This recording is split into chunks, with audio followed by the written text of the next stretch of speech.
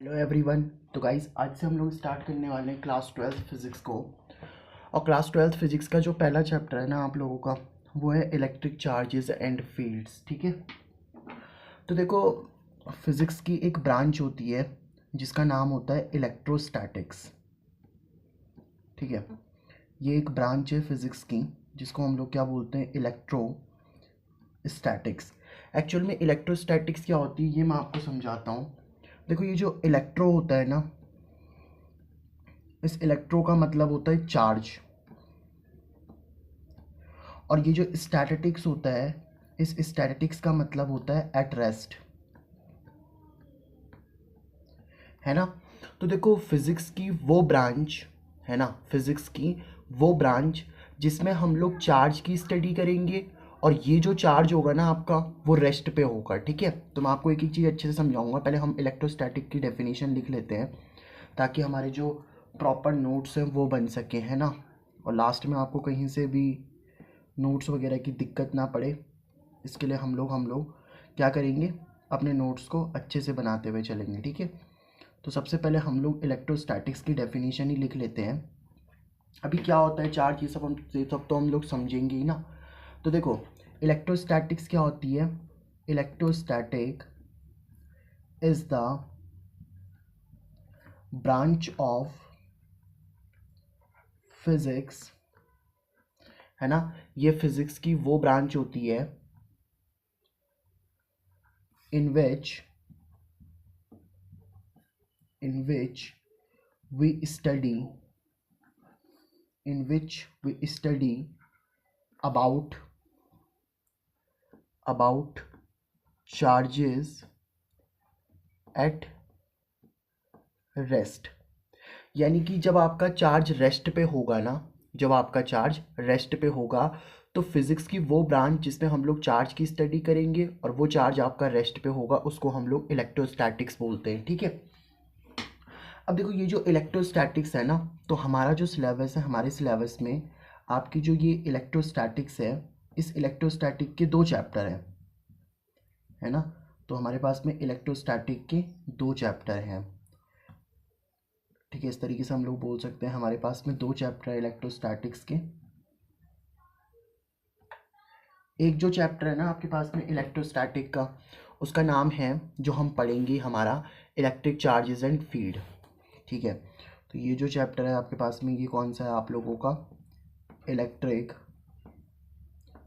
Charges and fields. तो हम लोग इलेक्ट्रोस्टैटिक के इस वाले चैप्टर में इलेक्ट्रिक चार्जेस एंड फील्ड्स में कई चीज़ें पढ़ेंगे। कूलाम्स लॉ पढ़ेंगे, कूलाम्स लॉ की वेक्टर फॉर्म पढ़ेंगे, गॉस लॉ पढ़ेंगे। ये सब चीज़ें हम लोग ना इलेक्ट्रिक चार्जेस एट फील्ड वाले में पढ़ेंगे, electric charges and field, sorry, है ना। इस वाले चैप्टर में हम लोग ये सब चीज़ें पढ़ेंगे। ठीक है। और दूसरा जो चैप्टर आएगा आपके पास में, वो कौन सा आएगा आप लोगों का, इलेक्ट्रिक पोटेंशियल, इलेक्ट्रिक पोटेंशियल, है ना, इलेक्ट्रिक पोटेंशियल। और साथ में क्या बोल सकते हो आप लोग, इलेक्ट्रिक पोटेंशियल एंड कैपेसिटेंस। ठीक है। तो कौन सा चैप्टर आपके पास में, इलेक्ट्रिक पोटेंशियल एंड कैपेसिटेंस। तो ये वाला चैप्टर हम लोग, सेकेंड चैप्टर है हमारा।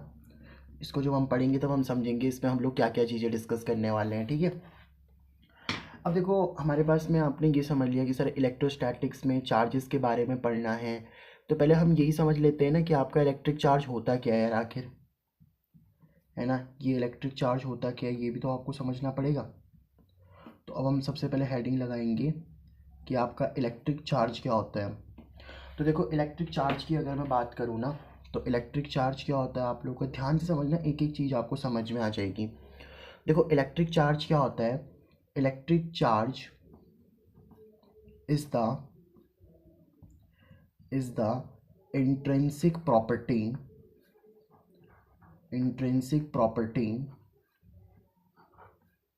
of a matter। यानी कि ये क्या होती है, मैटर की एक इंट्रिंसिक प्रॉपर्टी होती है। अब ये इंट्रिंसिक प्रॉपर्टी क्या होती है ये तो खैर मैं आपको अभी समझाऊंगा इन डिटेल में।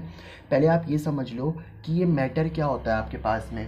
देखो, मैटर क्या होता है, मैटर कोई भी वो चीज़ होती है जिसके पास में मास होता है एंड जो स्पेस ऑक्यूपाई करती है ना, ऑक्यूपाइज स्पेस, उसको आप लोग क्या बोलते हो, मैटर बोलते हो। आई होप इतनी तो आप बात जानते ही हो, है ना। जैसे ये पेन है, तो इस पेन का मास है कि नहीं है सर, बिल्कुल इसके पास में मास है, इसका वजन है। और अगर मैं इसको यहाँ पे रखता हूँ तो ये इतनी जगह को भी तो घेरता है, तो यानी कि स्पेस भी ऑक्यूपाई करता है, तो ये एक मैटर है ना। जिस फ़ोन से मैं शूट कर रहा हूँ ये आप लोगों का एक मैटर है, मैं एक मैटर हूँ, ये आपकी कॉपी नोटबुक ये आपकी एक मैटर है। तो हर एक चीज़ आपके पास में क्या है, मैटर है, क्योंकि उसके पास मास होता है और वो स्पेस ऑक्यूपाई करती है, यानी कि वो जगह घेरती है, ठीक है। अब सर हमें ये तो समझ में आ गया मैटर क्या होता है। अब आप ये बताओ सर कि ये जो इंट्रिंसिक प्रॉपर्टी है ना, ये इंट्रिंसिक प्रॉपर्टी क्या होती है, ये हम लोग समझना चाहते हैं। देखो मैं आपको एक बात बताता हूँ, जो आपका मास होता है ना, ये मास भी एक इंट्रिंसिक प्रॉपर्टी होती है। अभी समझाता हूँ, टेंशन मत लिया करो। तो ये जो मास होता है ना आप लोगों का, ये भी क्या होती है, एक इंट्रिंसिक प्रॉपर्टी होती है। अब मैं आपको पहले ये इंट्रिंसिक प्रॉपर्टी क्लियर करता हूँ। देखो मैंने क्या कहा कि जो आपका मास होता है ना, वो मास कैसी प्रॉपर्टी है सर आप लोगों की, एक इंट्रिंसिक प्रॉपर्टी है। देखो इंट्रिंसिक प्रॉपर्टी का मतलब क्या होता है कि ये प्रॉपर्टी उसके अंदर होती है बट आपको दिखाई नहीं देती है, और जब आप कुछ प्रोसेस करते हो या कोई फिनोमिना करते हो तो ये आपको ऑब्जर्व हो जाती है। कैसे, मैं आपको समझाता हूँ। जैसे देखो ये पेन है, तो मैंने बोला कि सर इस पेन के पास में मास है क्या, अगर मैं आपसे पूछूं क्या इस पेन के पास में मास है, यस बिल्कुल इसके पास में मास है, ठीक है। तो अगर मैं बात करूं तो सर पेन जो है ना, पेन के पास में मास है। तो अब मैं आपको बोलूँगा कि चलो प्रूव करो कि इसके अंदर मास है, तो अब आप बोलोगे कैसे प्रूव करें इसको, तो आप क्या बोलोगे कि सर इसको उठाओ। जब आप इसको उठाओगे तो आपको फील होगा ना कि हाँ यार इसके अंदर कुछ मास है, इसका कुछ वजन है। जैसे 1 किलो का पत्थर है, मान लो 1 kg, एक एक पत्थर ले लिया आप लोगों ने, 1 किलो का है वो, ठीक है। अब मान लो कि आपको मैंने बोला क्या उसके अंदर मास है, बिल्कुल है सर, लेकिन मैं बोलूँगा प्रूव करो, तो आप बोलोगे उठाओ। सब सर जब आप इसे उठाओगे तो आपको वजन फील होगा। तो देखो मेरे पास में पेन जो है ना, पेन के पास, पेन के अंदर मास होता है, वो आपको दिख नहीं रहा। पेन के अंदर मास होता है, वो अभी आपको दिख नहीं रहा। जब आपने एक प्रोसेस करी ना यहाँ पे लिफ्टिंग की, जब आपने उसे उठाया तब आपको फील हुआ, तब आपको क्या हुआ, फील हुआ कि हाँ यार इस पेन के अंदर क्या है, मास है। तो ये पहले से उसके अंदर था, आपने एक प्रोसेस कराई ना, बस एक प्रोसेस कौन सी कराई आप लोगों ने, लिफ्टिंग की प्रोसेस कराई, तो आपको फील हो गया कि हाँ यार पेन के अंदर मास है।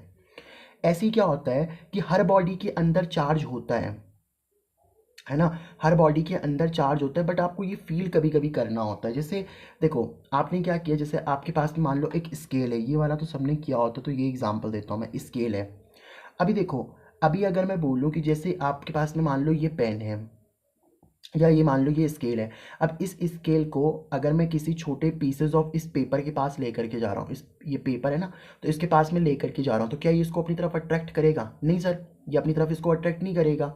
लेकिन जैसे ही अब इस स्केल को आप रब कर दो, चाहे अपने बालों से रब करो, कहीं पे भी रब करो, है ना, तो जब आप इसमें एक प्रोसेस कर रहे हो, रबिंग की प्रोसेस, तो अब आप देखो कि जो ये स्केल है ना, ये स्केल क्या करने लग जाएगा, छोटे छोटे पीसेस ऑफ पेपर को, छोटे छोटे पीसेस ऑफ पेपर को अपनी तरफ अट्रैक्ट करने लग जाएंगे, करने लग जाएगा। तो इसका मतलब स्केल में क्या आ गया आप लोगों का, कुछ चार्ज आ गया।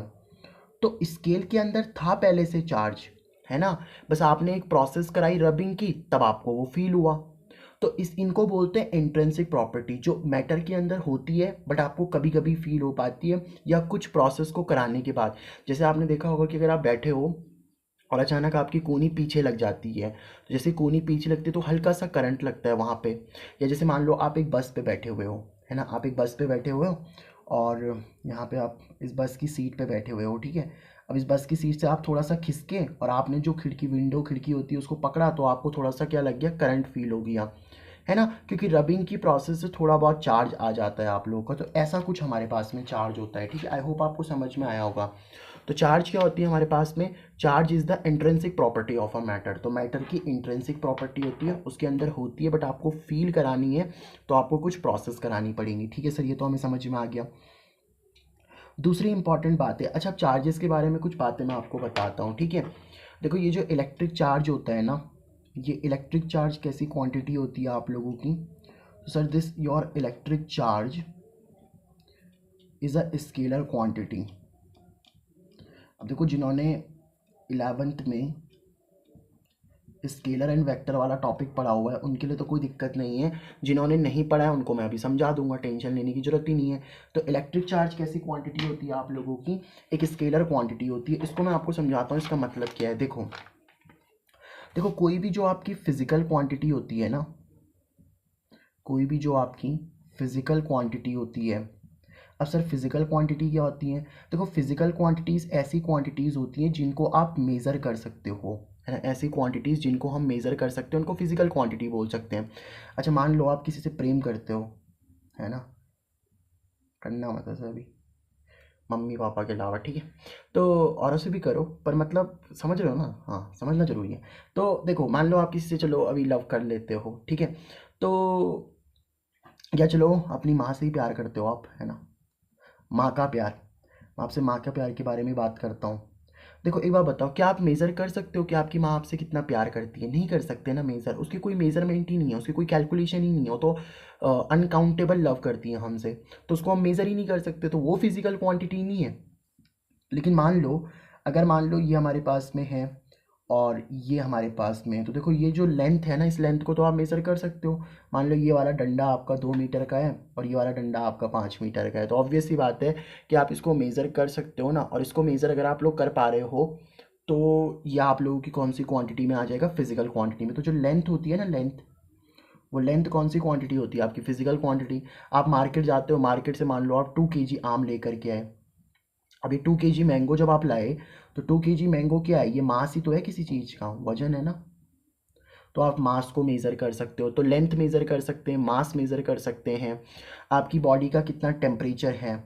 फीवर फूवर हो जाता है तो टेम्परेचर बढ़ जाता है ना भाई, तो टेम्परेचर वगैरह, है ना।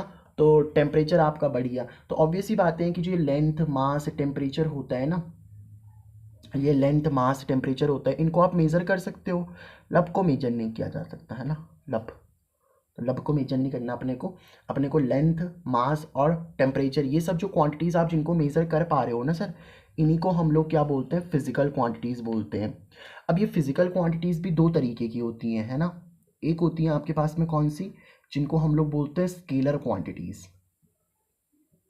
स्केलर क्वांटिटीज़, और एक कौन सी होती है सर आपके पास में? वेक्टर क्वांटिटीज़, है ना, वेक्टर क्वांटिटीज़। अब ये स्केलर वेक्टर क्या होता है मैं आपको समझाता हूँ। अभी टेंसर टुंसर मत पढ़ना ज़्यादा, ठीक है, उसको जब हम पढ़ाएंगे तब पढ़ाएंगे ना यार, वो 11th का टॉपिक है, इतना क्यों जाना डिटेल में, है ना।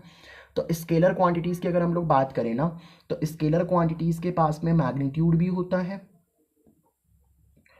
और इसके पास में एक यूनिट भी होती है। तो स्केलर क्वांटिटीज़ ऐसी क्वांटिटीज़ होती है जिनके पास मैग्नीट्यूड होता है और जिसके पास यूनिट होती है। जैसे मान लो चलो आप मार्केट गए, मार्केट में आपने बोला अंकल जी एप्पल दे दो। उन्होंने बोला बेटा कितना एप्पल दें आपको? आपने बोला सर 2 kg एप्पल दे दो। तो ये जो 2 आपने लिखा है ना, दिस 2 इज़ योर मैग्नीट्यूड, और ये जो kg है आपका, this kg is your unit. तो देखो ये है क्या एक्चुअल में, kg क्या आप लोग का मास है ना। तो मास को देखो, मास को बताने के लिए आपको कोई डायरेक्शन देने की ज़रूरत है क्या? आप शॉपकीपर को ऐसे बोलोगे अंकल जी मुझे 2 kg एप्पल दे दो इन ईस्ट डायरेक्शन, 2 kg एप्पल दे दो इन वेस्ट डायरेक्शन, अरे नहीं बोलोगे ना। तो ऑब्वियस ही बात है। तो ये आप लोगों की है, जैसे आपने बोला कि मैं जब कार से चला ना, तो आप कार से कितनी डिस्टेंस चले भाई साहब? 15 मीटर की डिस्टेंस चले। अब ये जो 15 है, ये 15 क्या हो जाएगा आप लोगों का? This is your magnitude. और ये जो मीटर है, ये मीटर क्या हो जाएगा आप लोगों का? यूनिट। अब इसमें भी कोई डायरेक्शन बताने की ज़रूरत नहीं है, ये डिस्टेंस है ना, 15 मीटर चले आप लोग, तो ये क्या आप लोगों की डिस्टेंस है। तो ये जो डिस्टेंस है आप लोगों की, इसको बताने के लिए भी डायरेक्शन की ज़रूरत नहीं है। तो जिन क्वांटिटीज़ को बताने के लिए डायरेक्शन की ज़रूरत नहीं होती ना, वो स्केलर क्वांटिटीज़ होती हैं। और वेक्टर क्वांटिटीज़ क्या होती हैं सर? तो देखो वेक्टर क्वांटिटीज़ वो क्वांटिटीज़ होती हैं जिनके लिए मैग्नीट्यूड की भी ज़रूरत पड़ेगी, है ना, जिनके लिए यूनिट की भी ज़रूरत पड़ेगी और साथ ही साथ में इनके लिए डायरेक्शन की भी ज़रूरत पड़ेगी। तो मैग्नीट्यूड, यूनिट एंड डायरेक्शन, इन तीनों चीज़ों का जो कॉम्बिनेशन होता है ना, वो वेक्टर क्वांटिटी में आपका मिल जाता है, ठीक है। तो वेक्टर क्वांटिटी के लिए magnitude plus unit plus direction, ये तीनों चीज़ें होती है। मैं आपको एक एग्जांपल देता हूँ, इसको आई होप आपको फिर समझ आ जाएगी बात। जैसे मैं बात करूँ फोर्स की, देख लो, मान लो आप किसी के घर में पहले पहली बार गए और किसी का ऐसे इस तरीके से है ना, ये दरवाजा, अब इस दरवाजे को आपको खोलना है, ठीक है। अब मान लो दरवाजे को आप खोलोगे तो कुछ फोर्स तो लगाओगे ना भाई, कुछ बल तो लगाओगे उसमें। तो मान लो आपने बोला कि चलो मैंने 10 न्यूटन की फोर्स लगाई सर। कितने न्यूटन की फोर्स लगाई आपने? 10 न्यूटन की फोर्स लगा दी, है ना। तो 10 न्यूटन की फोर्स लगाई आप लोगों ने। अब कौन सी डायरेक्शन में लगाई भाई? इनवर्ट भी लगा सकते हो, आउट, मान लो अंदर के लिए खुल रहा है, चलो। तो 10 न्यूटन की डायरेक्शन लगाई कहाँ की तरफ? इनवर्ट की तरफ। तो देखो ये जो 10 है ये तो क्या हो जाएगा आप लोगों का? मैग्नीट्यूड, है ना। मैग्नीट्यूड, न्यूटन क्या हो जाएगा आप लोगों का? यूनिट। और ये जो इनवर्ट है ये क्या हो जाएगी आप लोगों की? डायरेक्शन। तो magnitude plus unit plus direction, ये चीज़ें अगर आपकी आ जाती हैं तो हम बोलते हैं वो कैसी क्वांटिटी होती है आप लोगों की? वेक्टर क्वांटिटी होती है, ठीक है। और जो भी वेक्टर क्वांटिटी होती है ना, जैसे फोर्स, देखो फोर्स के लिए मैग्नीट्यूड, यूनिट, डायरेक्शन सब चाहिए ना। तो फोर्स एक वेक्टर क्वांटिटी है, तो फोर्स के ऊपर इस तरीके से एक एरो बना दिया जाता है ना। ये जो एरो है, ये एरो किसको बताता है भाई? ये एरो बताता है वेक्टर को। तो फोर्स कैसी क्वांटिटी हो जाएगी आप लोगों की? Vector quantity. तो वेक्टर क्वांटिटीज कौन सी होती हैं जिनके लिए, है ना, किस किस की ज़रूरत होगी? मैग्नीट्यूड, यूनिट और डायरेक्शन, उनको हम लोग क्या बोलेंगे यहाँ पे? वेक्टर क्वांटिटीज़ बोलेंगे। लेकिन इलेक्ट्रिक चार्ज कैसी क्वांटिटी होती है आप लोग की? स्केलर क्वांटिटी होती है, तो कोई दिक्कत नहीं है, इसकी कोई डायरेक्शन वगैरह नहीं होती है। और बातें करें तो इलेक्ट्रिक चार्ज की जो एसआई यूनिट होती है ना, इलेक्ट्रिक चार्ज की एसआई यूनिट जो होती है ना, इलेक्ट्रिक चार्ज की एसआई यूनिट क्या होती है सर? कूलाम होती है, ठीक है। तो कूलाम, जिसको हम सी से रिप्रेजेंट करते हैं, ये इसकी एसआई यूनिट होती है, ठीक है। सी से इसको रिप्रेजेंट करते हैं और एसआई यूनिट कूलाम। जैसे आपने सुना होगा ना, लेंथ की एसआई यूनिट मीटर होती है, मास की एसआई यूनिट केजी होती है, वैसी एसआई यूनिट जो इलेक्ट्रिक चार्ज की होती है वो कूलाम होती है। और कुछ बातें करेगा, हाँ, सिंबल की बात कर लेते हैं। तो इलेक्ट्रिक चार्ज का जो सिंबल होता है ना सर आपका, इलेक्ट्रिक चार्ज का जो सिंबल होता है वो या तो आप कैपिटल क्यू लिख दो और या तो आप लोग इसको स्मॉल क्यू लिख दो। तो ये आप लोग बोल सकते हो कि इलेक्ट्रिक चार्ज के बारे में ये सारी बातें हम लोगों ने समझ ली। तो आई होप आपको इलेक्ट्रिक चार्ज क्या होता है ये तो आपको आई होप क्लियर हो ही गया होगा, है ना। अब इसके बाद हम लोग बात करते हैं थोड़ा सा, आज हम बिल्कुल बेसिक बेसिक बातें करेंगे, है ना, चार्जेस के बारे में। तो बिल्कुल टेंशन नहीं लेनी, शुरू से पढ़ रहे हैं हम लोग। अब हम लोग बात करते हैं यहाँ पे थोड़ा सा about properties of electric charge, ठीक है। प्रॉपर्टीज़, और मेरे साथ नोट्स बनाते जाओ, टेंशन तो लेने की ज़रूरत ही नहीं है। प्रॉपर्टीज़ ऑफ इलेक्ट्रिक चार्ज, सारे न्यूमेरिकल्स वगैरह सब कुछ इसी में कर लेंगे, है ना। तो मैं आपको एनसीईआरटी के सारे न्यूमेरिकल्स वगैरह भी करा दूंगा 1 बाय 1, है ना। आराम आराम से समझते हुए हम लोग सब कुछ कर लेंगे यार, भाई तुम्हारे साथ है तो टेंशन का ही कोई नहीं है ना। प्रॉपर्टीज़ ऑफ इलेक्ट्रिक चार्ज, तो देखो इलेक्ट्रिक चार्ज की कौन कौन सी प्रॉपर्टीज़ होती हैं, पहले हम लोग वही समझ लेते हैं, ठीक है। ठीक है, तो सर इलेक्ट्रिक चार्ज की जो पहली प्रॉपर्टी होती है ना, तो वो हम थोड़ा सा बात कर लेते हैं अबाउट इट्स एडिटिविटी। इसकी तो बहुत बेसिक प्रॉपर्टी है बट फिर भी, एडिटिव नेचर। अब एडिटिव नेचर का मतलब होता है कि आप इलेक्ट्रिक चार्ज को प्लस माइनस किस तरीके से करोगे। मैं आपको बेसिक बात समझाता हूँ। जैसे मान लो आपके पास में कुछ चार्जेस हैं, आपके पास में प्लस का एक Q1 चार्ज है, एक माइनस का Q2 चार्ज है ना, फिर एक प्लस का Q3 चार्ज है, ऐसे ही एक माइनस का Q4 चार्ज है, फिर माइनस का Q5 चार्ज है। और आपको बताना है कि नेट चार्ज कितना है आपके पास में, Q नेट बताना है, नेट चार्ज कितना है ना। तो ये क्या बोलता है आप लोगों का कि अगर आपको नेट चार्ज निकालना है ना, तो नेट चार्ज निकालने के लिए इन सारे चार्जेस को विद सिंबल विद साइन जोड़ दो। मतलब पहले प्लस का Q1 लिख दो, फिर माइनस का Q2, फिर प्लस का Q3, फिर माइनस का Q4 और फिर माइनस का Q5। तो अगर आप इस तरीके से कर दोगे ना तो आपको Q नेट मिल जाएगा। जैसे मैं आपको एक एग्जांपल देता हूँ, आपको फिर बात समझ में आ जाएगी। जैसे मान लो मेरे पास में एक प्लस का 5 कूलाम का चार्ज है, भाई चार्ज की यूनिट कूलाम होती है ना, तो मेरे पास एक 5 कूलाम का चार्ज है, एक मेरे पास में -3 कूलाम का चार्ज है, एक माइनस का 2 कूलाम का चार्ज है, एक माइनस का 4 कूलाम का चार्ज है और एक प्लस का 7 कूलाम का चार्ज है। अब मेरे को बोला गया कि आप क्यू नेट निकालो, कि नेट चार्ज आपके पास में कितना है वो आपको बताना है ना। तो नेट चार्ज कैसे बताओगे आप लोग? इन सबको जोड़ दो भाई, तो जोड़ दो जरा। तो यहाँ पे आप लोग जोड़ दोगे प्लस का 5, माइनस का 3, फिर माइनस का 2, फिर माइनस का 4, फिर प्लस का 7। अब जोड़ दो, 5 + 7 कितना हो जाएगा 12, -3 - 2 इज़ -5, और -5 एंड -4 इज़ माइनस का 9। तो 12 - 9 कितना हो जाएगा 3। तो आपका जो नेट चार्ज निकल के आया है वो कितना निकल के आया है सर आप लोगों का, 3 कूलाम चार्ज निकल के आया है यहाँ पे, ठीक है। तो ये आपका नेट चार्ज हो जाएगा। अच्छा, इलेक्ट्रिक चार्ज की एक प्रॉपर्टी बतानी रह गई थी यहाँ पे उसके बेसिक में, कि इलेक्ट्रिक चार्ज आपका दो तरीके का हो सकता है ना। तो इलेक्ट्रिक चार्ज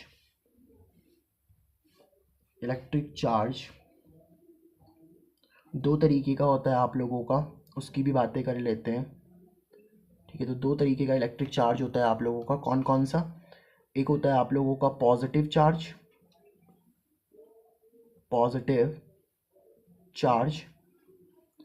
और एक कौन सा होता है आप लोगों का नेगेटिव चार्ज। तो ये भी आप लोग याद रखना कि एक होता है आप लोगों का पॉजिटिव चार्ज, एक होता है नेगेटिव चार्ज। अच्छा, एक और बात भी आप लोगों ने पढ़ी होगी कि जो लाइक चार्जेस होते हैं ना, पॉजिटिव चार्ज को आप ऐसे लिखोगे ना प्लस से, और नेगेटिव चार्ज को माइनस से। तो आपने ये भी पढ़ा होगा कि जो लाइक चार्जेस होते हैं ना, like charges repel each other and unlike charges attract each other, है ना। तो लाइक चार्जेस मतलब एक जैसे चार्ज होंगे ना तो वो एक दूसरे को रिपेल करेंगे, और अगर अपोजिट चार्जेस होंगे तो एक दूसरे को अट्रैक्ट करेंगे। मतलब अगर कहीं पे प्लस प्लस लिखा है या कहीं पे माइनस माइनस लिखा है तो ये एक जैसे चार्ज है ना, तो इनको अगर आपने एक साथ रख दिया तो ये एक दूसरे को क्या करने वाले हैं सर, रिपेल करने वाले हैं। बट एक जगह प्लस है, एक जगह माइनस है, तो ये एक दूसरे को क्या करेंगे, अट्रैक्ट करेंगे, ठीक है। तो ये भी आपको चार्जेस की एक प्रॉपर्टी याद रखनी है। आई होप आपको इतना बेसिक तो समझ में आ गया होगा, ठीक है। हाँ, तो हम कहाँ थे, प्रॉपर्टीज़ ऑफ इलेक्ट्रिक चार्ज की हम लोग बात कर रहे थे। तो पहली जो आपकी प्रॉपर्टी ऑफ इलेक्ट्रिक चार्ज होती है वो कौन सा होता है, उसका एडिटिव नेचर। दूसरा जो हमारे पास में इलेक्ट्रिक चार्ज की प्रॉपर्टी होती है ना, वो होती है इसका कंजर्वेशन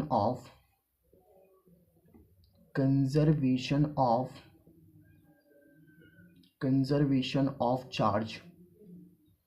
देखो, कंजर्वेशन ऑफ चार्ज की मैं आपको दो डेफिनेशन समझाऊंगा, दोनों डेफिनेशन से आपको क्लियर हो जाएगा, ठीक है। देखो, कंजर्वेशन ऑफ चार्ज क्या बोलता है, पहली डेफिनेशन कि चार्ज को ना तो आप क्रिएट कर सकते हो, चार्ज कैन नीदर बी, है ना, charge can neither be created nor be destroyed, but it can only transfer। अभी मैं आपको समझाता हूँ इसको, एक एक चीज़ को टेंशन मत लेना। But it can only be transfer from one body to another body, ठीक है। तो चार्ज को ना तो आप क्रिएट कर सकते हो और चार्ज को ना ही आप डिस्ट्रॉय कर सकते हो, बट आप इसको सिर्फ एक बॉडी से दूसरी बॉडी में ट्रांसफ़र कर सकते हो, ठीक है।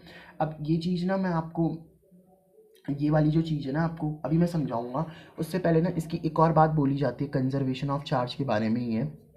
या तो आप इसको ऐसे लिख दो, और इसको कैसे लिख सकते हो आप लोग, एक और तरीका है इसको लिखने का, है ना। वो कैसे लिख सकते हो आप कि द टोटल चार्ज, दूसरा तरीका लिख लेता हूँ लिखने का, द टोटल चार्ज यही है, चाहे आप ये लिखो चाहे ये लिखो, एक ही बात है। द टोटल चार्ज या द नेट चार्ज, है ना। टोटल चार्ज को आप नेट चार्ज भी बोल सकते हो, मतलब total. The total charge of an isolated system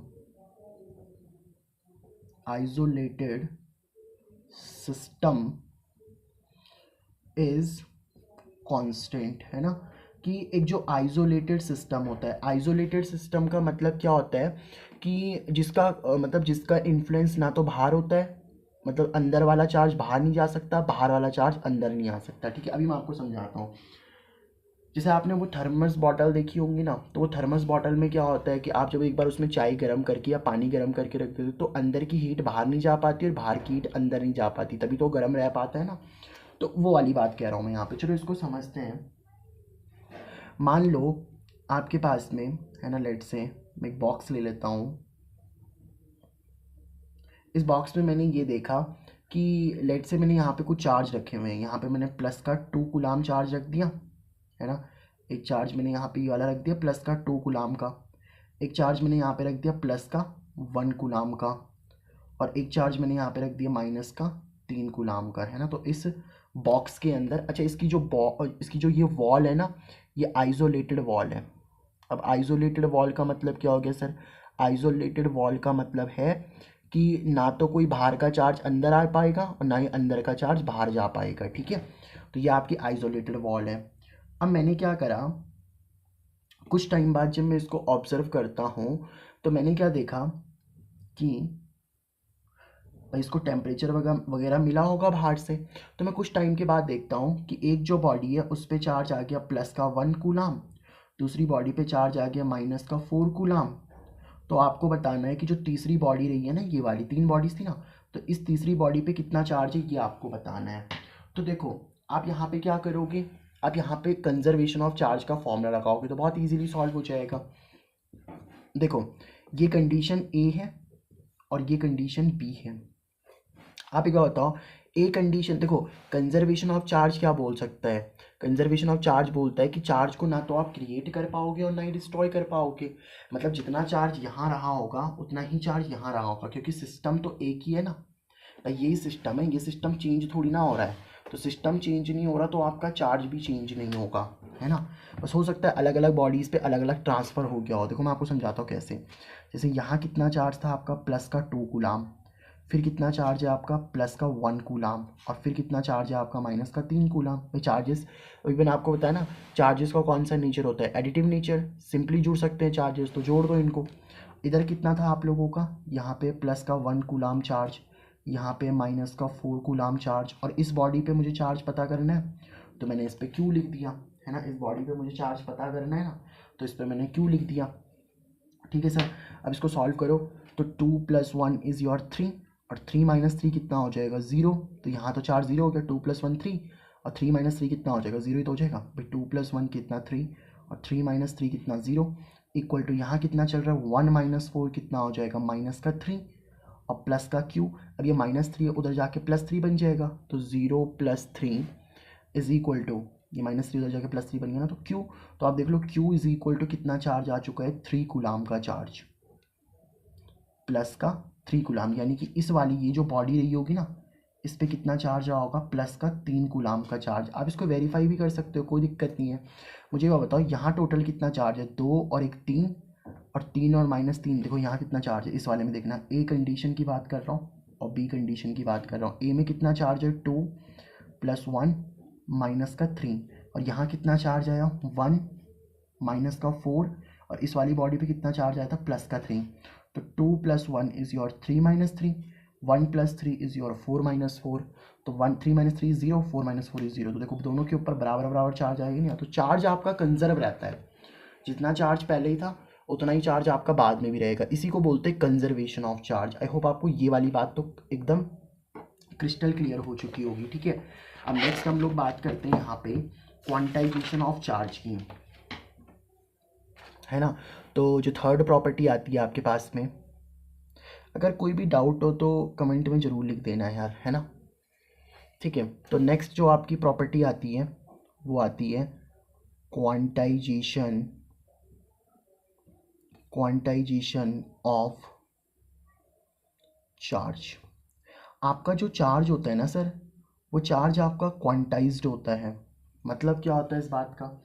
देखो चार्ज के क्वांटाइजेशन का मतलब क्या होता है? क्वांटाइजेशन ऑफ चार्ज का मतलब होता है, इसको आप ऐसे समझ सकते हो कि देखो, जैसे पहले मैं इसको एक तरीके से समझाता हूँ। जैसे मान लो ये आपकी एक बॉडी है ना, इस तरीके से ये आपकी क्या है, बॉडी है, ठीक है। अब अभी ये बॉडी कैसी है आप लोगों की? न्यूट्रल है। न्यूट्रल का मतलब क्या है? इसमें जितने नंबर ऑफ प्रोटॉन्स है, इसमें जितने नंबर ऑफ प्रोटॉन्स है उतने ही इसमें क्या है, नंबर ऑफ इलेक्ट्रॉन्स भी हैं, तो जितने नंबर ऑफ प्रोटॉन्स है उतने ही नंबर ऑफ इलेक्ट्रॉन्स भी हैं। तो देखो ये न्यूट्रल कैसे हुई। आप सबको पता है प्रोटॉन पे कौन सा चार्ज होता है, पी पॉजिटिव लिखते हैं ना हम, प्रोटॉन पे पॉजिटिव चार्ज होता है और इलेक्ट्रॉन पे कितना चार्ज होता है, नेगेटिव। तो इलेक्ट्रॉन को ऐसे लिखते हैं ना, ई माइनस।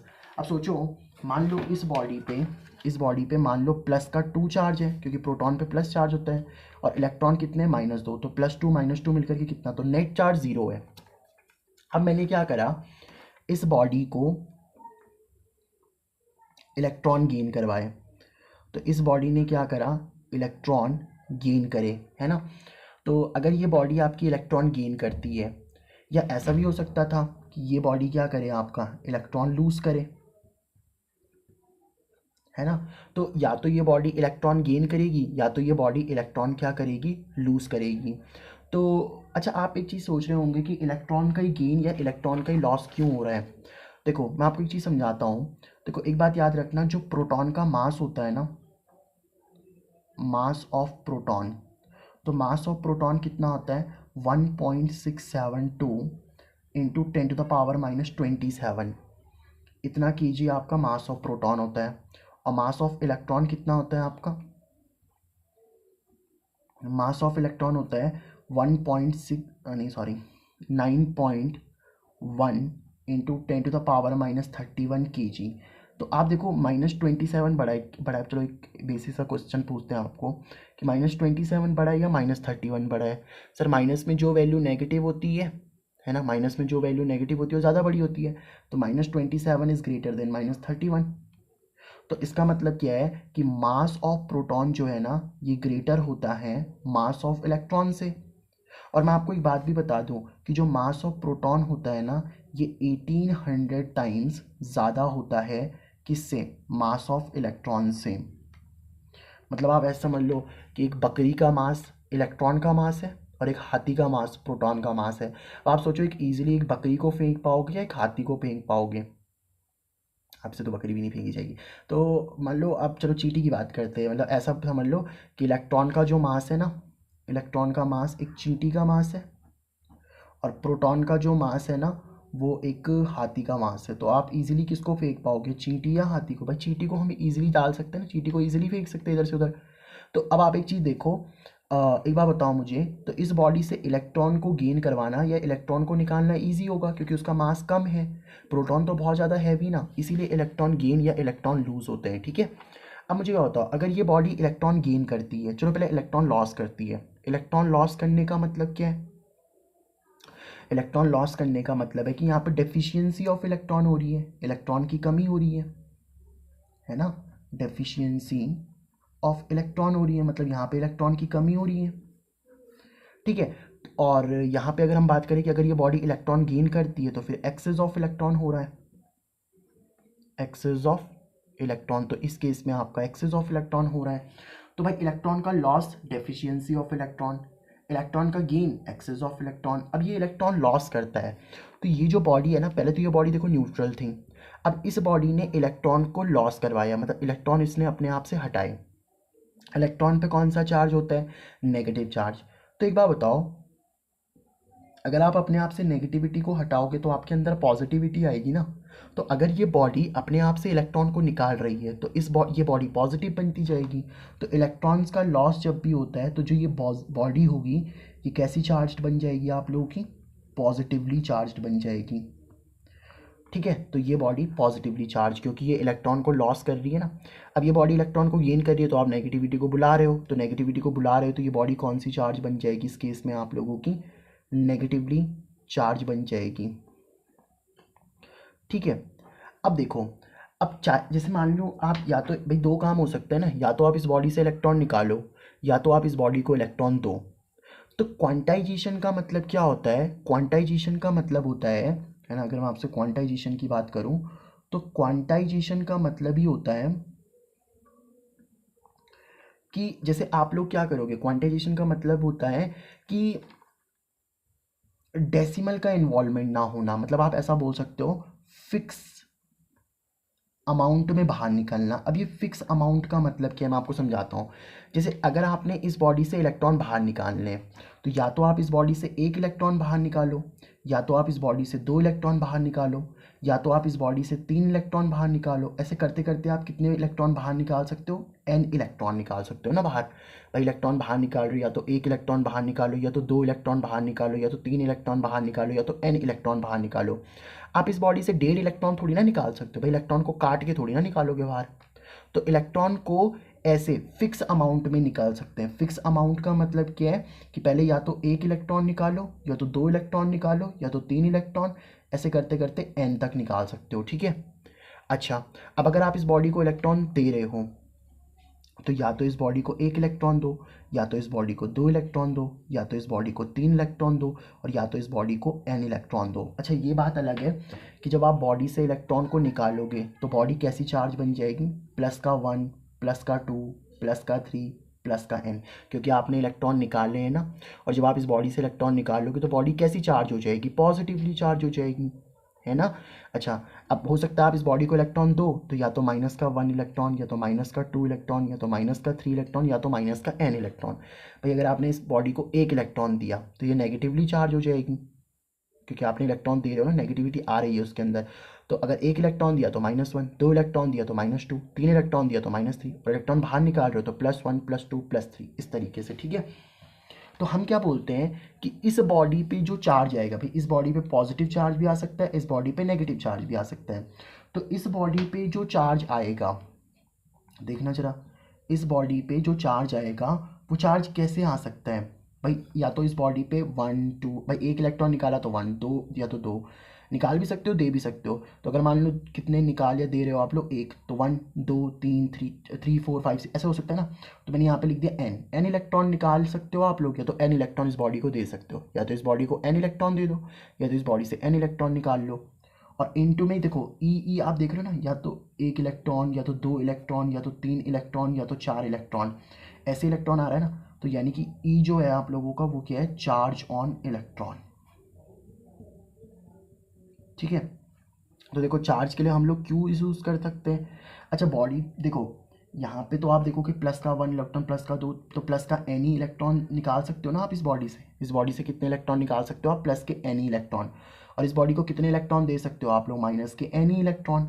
भाई या तो इस बॉडी से प्लस के एनी इलेक्ट्रॉन निकाल लो, या तो इस बॉडी को माइनस के एनी इलेक्ट्रॉन दे दो। तो क्यू इज इक्वल टू क्या हो सकता है? प्लस माइनस भी हो सकता है। तो चार्ज के लिए क्यू लिख दिया, प्लस माइनस यहाँ पे आ जाएगा n, और चार्ज ऑन इलेक्ट्रॉन कितना हो जाएगा आप लोगों का? E। अब मैं सारी टर्म्स आपको समझाता हूँ। ये जो Q है ना यहाँ पे, ये जो Q है आप लोगों का, वो Q क्या है यहाँ पे? Charge on a body, charge on a body. भाई जैसे एक बात बताओ, इस बॉडी से जब आप चार्ज निकालोगे, मतलब इलेक्ट्रॉन निकालोगे, तो जब आप इस बॉडी से इलेक्ट्रॉन निकालोगे तो पॉजिटिवली चार्ज बनेगी। जब आप इस बॉडी से बॉडी को इलेक्ट्रॉन दोगे तो वो क्या बनेगी? नेगेटिवली चार्ज बनेगी। तो कितना चार्ज आएगा उस पर? 1 इलेक्ट्रॉन निकालोगे तो +1, 2 इलेक्ट्रॉन निकालोगे तो +2, 3 इलेक्ट्रॉन निकालोगे तो +3, 1 इलेक्ट्रॉन दोगे तो -1, 2 इलेक्ट्रॉन दोगे तो -2, इस तरीके से। ये जो n होता है, अब बॉडी पे चार्ज प्लस माइनस दोनों आ सकते हैं ना, तो प्लस माइनस लिख दिया। n क्या है आप लोगों का? This n is your integer, मतलब n की वैल्यू या तो 1 होगी, या तो 2 होगी, या तो 3 होगी, ऐसे करते करते 1.5 नहीं हो सकती, है ना, n तक। और e जो होता है आप लोगों का, वो e क्या होता है? e होता है यहाँ पे charge on electron. Charge on electron I hope आपको पता होगा, नहीं पता है तो लिख लो, 1.6 इंटू 10⁻⁻19 का कूलाम। तो इतना आप लोगों का इलेक्ट्रॉन का चार्ज होता है, ठीक है। तो this is the charge on electron. तो ये आप लोगों का आई होप आपको समझ में आ चुका होगा, क्वांटाइजेशन ऑफ चार्ज, ठीक है। अब एक चीज़ मैं आपको और बता देता हूँ, फिर हम लोग नेक्स्ट जो है वो अगली वीडियो में पढ़ेंगे, यानी कि methods of charging and coulombs law हम लोग नेक्स्ट वीडियो में स्टार्ट कर लेंगे। अभी के लिए हम लोग एक चीज़ और समझ लेते हैं, और वो क्या है आप लोगों का, वो एक चीज़ है आपके पास में, and that is your charge और मास के बीच का डिफरेंस देख लेते हैं। देखो मैंने कहा आपसे ना कि चार्ज की बात करो चाहे मास की बात करो, दोनों ही इंट्रिंसिक प्रॉपर्टी होती हैं।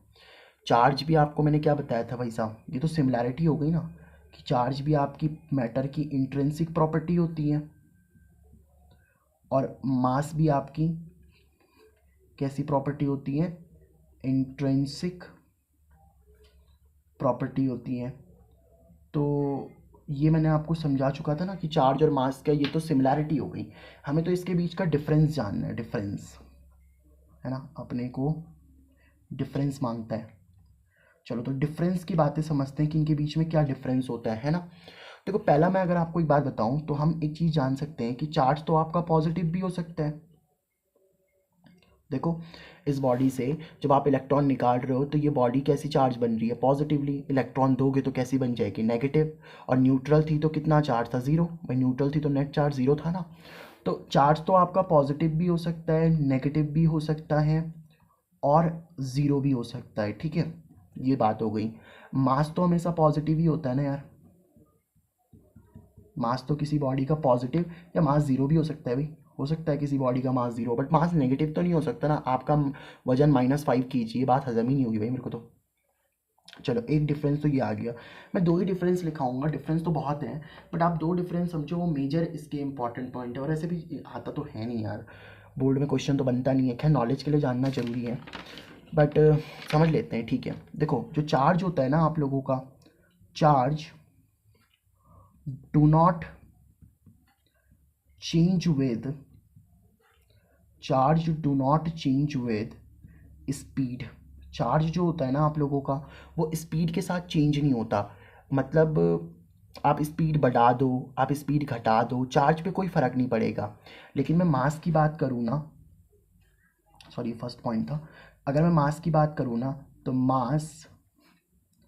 Change mass changes with speed. अब मैं ये बात आपको समझाता हूँ कि मास कैसे चेंज करता है स्पीड के साथ में। एक्चुअल में एक इक्वेशन होती है हमारे पास में, m is equal to M not upon √1 minus V square by C square. ये हमारे पास में एक इक्वेशन होती है ना। देखो यहाँ पे जो ये m होता है ना, ये m क्या होता है, इस सारी बातें मैं आपको समझाता हूँ, टेंशन मत लो, आराम से समझ आएगी। ये जो m होता है ना आप लोगों का, this is the moving mass of a body, moving mass of a body. M not क्या होता है आप लोगों का, this is the rest mass of body, rest mass of body. V क्या होता है आप लोगों का, वी होता है वेलोसिटी ऑफ बॉडी। और सी क्या होता है आप लोगों का, this C is your speed of light, speed of light, ठीक है। स्पीड ऑफ लाइट आपको सी की वैल्यू पता ही है ना, कितनी होती है, 3 × 10⁸ मीटर पर सेकेंड। तो ये आपको स्पीड ऑफ लाइट तो पता ही है, 3 × 10⁸ मीटर पर सेकेंड होती है, ठीक है सर। अब देखो एक्चुअल में क्या है, एक साइंटिस्ट थे जिनका नाम था डी ब्रॉय, यहीं पे मैं आपको समझा देता हूँ। डी ब्रॉगली बोलते हैं, या कई लोग डी ब्रॉय भी बोलते हैं। ये मैं आपको मॉडर्न फिजिक्स में इन डिटेल पढ़ाऊंगा, अभी के लिए ये समझ लो। इन्होंने एक बात बोली थी कि किसी भी बॉडी का जो मूविंग मास होता है ना, वो उस बॉडी के रेस्ट मास से ज़्यादा होता है। मैं फिर से कह रहा हूँ, मेरे वर्ड्स को मार्क करना, मैं क्या कह रहा हूँ। किसी भी बॉडी का जो मूविंग मास होता है, मूविंग मास, वो उसी बॉडी के रेस्ट मास से ज़्यादा होगा। तो किसी बॉडी का जो मूविंग मास होगा वो ज़्यादा होगा और किसी बॉडी का जो रेस्ट मास है वो कम होगा। जैसे मान लो, समझो इस बात को, जैसे मान लो कोई बॉडी है, कोई बॉल है, ये बॉल अभी रुकी हुई है, तो इसका मास कुछ होगा। अब ये बॉल क्या करने लग गई, ऐसे चलने लग गई, मतलब ये स्पीड गेन करेगी, स्पीड से चलेगी ना, अगर चलेगी तो अभी इस बॉडी का जो मास था वो कौन सा मास था, रेस्ट मास। अब इसने स्पीड करी तो अब कौन सा मास आ जाएगा इस बॉल का, मूविंग मास। तो ये कहता है कि किसी भी बॉडी का जो रेस्ट मास होता है ना, वो उसके मूविंग मास से कम होता है, ठीक है। मतलब रेस्ट मास उसका कम होगा और मूविंग मास उसका ज़्यादा होगा। लेकिन यही इक्वेशन यही बताती है कि किसी भी बॉडी का जो मूविंग मास होगा वो उसके रेस्ट मास से ज़्यादा होगा। जैसे मान लो कि जब ये बॉडी रेस्ट पे रही होगी तो उसका मास कितना रहा होगा, 2 kg, और जब ये बॉडी मास मूव करने लग जाएगी तो कितना हो जाएगा, 3 kg। बट ये बात वैलिड नहीं है, दिस इज़ नॉट वैलिड। अब ये वैलिड क्यों नहीं है, और अगर ये वैलिड नहीं है तो फिर डी ब्रॉय अंकल ने कैसे कहा। आपको मैं एक बात बताता हूँ, ये जो बात है ना, ये वैलिड किसके लिए नहीं है? मैक्रो ऑब्जेक्ट के लिए। जो आपके मैक्रो ऑब्जेक्ट है ना, मैक्रो ऑब्जेक्ट का मतलब क्या होता है? जो आपके बड़े बड़े ऑब्जेक्ट हैं, जैसे मैं हो गया, मैं भी तो भाई एक मैक्रो ऑब्जेक्ट हूँ, बड़ा ऑब्जेक्ट हूँ ना। तो जो बड़े बड़े ऑब्जेक्ट हैं, ये पेन है, ये बड़ा ऑब्जेक्ट है। तो अगर ये पेन मान लो अभी रुका हुआ है तो इसका मास होगा कुछ। अब ये पेन चलने लग जाए, तो जब ये पेन चलने लग जाए तो इसका मास बढ़ेगा ना, इस इक्वेशन के अकॉर्डिंग। बट ऐसा नहीं होता है। ऐसा क्यों नहीं होता है? वो इसलिए नहीं होता क्योंकि ये बड़े मासेस के लिए प्रूव नहीं है। ये सिर्फ किस मासेस के लिए प्रूव है? जो आपके माइक्रो ऑब्जेक्ट होते हैं, माइक्रो पार्टिकल्स होते हैं, ऐसा बोल लो। माइक्रो पार्टिकल्स लाइक आपके इलेक्ट्रॉन्स। अब देखो इलेक्ट्रॉन कितना छोटा पार्टिकल होता है ना, तो इलेक्ट्रॉन के लिए ये वाली बात प्रूव है ना। इलेक्ट्रॉन के लिए ये वाली बात आप प्रूव कर सकते हो क्योंकि वो बहुत ज़्यादा छोटे होते हैं, है ना, सिंपल सी बात है। तो ये वाली बात आप लोग इनके लिए प्रूव कर सकते हो। तो बस ये इक्वेशन ऐसी ही कहती है, मतलब यहाँ से आप ये समझ सकते हो कि जो मास होता है ना, वो चेंज करता है स्पीड के साथ में। मतलब अगर आपके किसी बॉडी का जो रेस्ट मास है, किसी बॉडी का जो रेस्ट मास है, वो उसके मूविंग मास से, है ना, जो किसी बॉडी का मूविंग मास है उसके रेस्ट मास से ज़्यादा होगा। तो मूविंग मास ज़्यादा होगा आपका और रेस्ट मास क्या होगा? कम होगा। लेकिन हमारे लिए ये वाली बात वैलिड नहीं है भाई, ठीक है। ये जो बात है आप लोगों की, ये किसके लिए वैलिड है सर? तो ये वाली जो बात है आपकी, ऐसा कह सकते हो छोटे छोटे पार्टिकल्स के लिए वैलिड है, ठीक है। तो आज हम लोगों ने देखो इलेक्ट्रोस्टैटिक का स्टार्ट किया है। इलेक्ट्रोस्टैटिक्स हम लोगों ने पढ़ना स्टार्ट करा है। बहुत बेसिक से मैंने उठाया, आपको एक एक चीज़ बताते हुए चलाऊँ।